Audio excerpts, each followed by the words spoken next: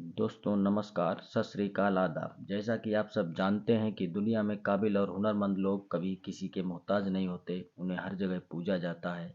अर्थात उनकी काबिलियत और हुनर की वजह से लोग उन्हें बहुत स्नेह और सम्मान देते हैं, उनके काम की प्रशंसा करते हैं। आज मैं आपको एक ऐसे ही व्यक्ति की कहानी सुनाता हूँ। मोहन के परिवार में मोहन और उसकी पत्नी सीमा दो लोग काम करने वाले होते हैं तथा मोहन के घर में उसके 3 छोटे छोटे बच्चे होते हैं जो स्कूल जाते हैं। मोहन और उसकी पत्नी मिट्टी के बर्तन बनाने का काम करते हैं, अर्थात कुम्हार का काम, कुल्हड़ बनाने का काम और मिट्टी के जो भी बर्तन बनाए जाते हैं। मेहनत करके वो दोनों लोग अपना काम करते हैं और उनके घर में सभी काम बहुत ही सुचारू रूप से चल रहे होते हैं। मोहन के घर में किसी भी चीज़ की कोई कमी नहीं होती है। लेकिन धीरे धीरे उनका काम बंद होने लगता है।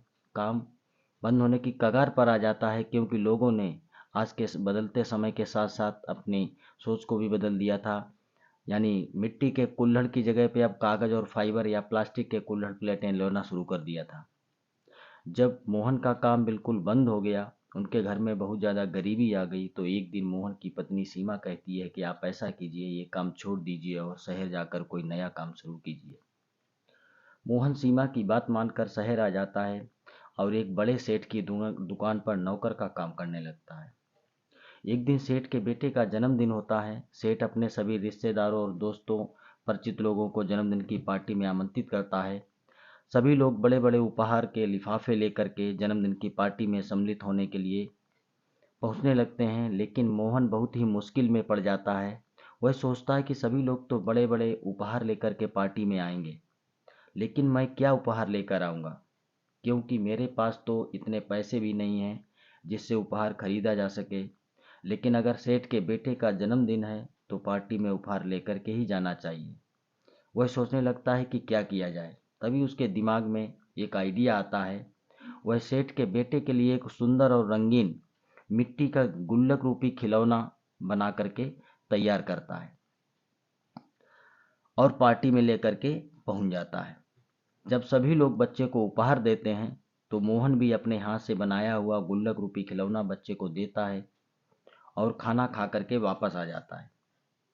जब सेठ का बेटा सभी उपहारों को खोलता है तो जब वह मिट्टी का गुल्लक रूपी खिलौना देखता है जिसको मोहन ने भेंट किया था, तो वह सारे खिलौने भूल जाकर और उस मिट्टी के गुल्लक रूपी खिलौने को सबसे ज़्यादा पसंद करता है, उसी से खेलने लगता है। और उसके बाद पार्टी में आए हुए बच्चे और सभी लोग उसी खिलौने को सबसे ज़्यादा पसंद करते हैं।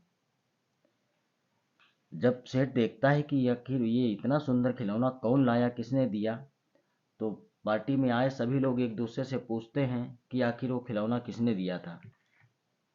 तो पार्टी में से कोई व्यक्ति बताता है कि सेठ जी, वो खिलौना तो आपके नौकर मोहन ने भेंट किया था। अगले दिन जब दुकान खुलती है, मोहन दुकान पर पहुंचता है। सेठ मोहन से पूछता है कि तुमने वो खिलौना कहाँ से खरीदा था। मोहन बताता है कि सेठ जी, मैंने तो वो खिलौना अपने हाथों से तैयार किया था। बस फिर क्या था। सेठ कहता है कि क्या तुम ऐसे और खिलौने तैयार कर सकते हो। मोहन कहता है कि सेठ जी, मेरा तो ये जन्मजात काम है, मैं अपने गांव में यही काम करता था। गांव में काम बंद हो जाने के कारण मैं आपके यहाँ नौकरी करने आया था।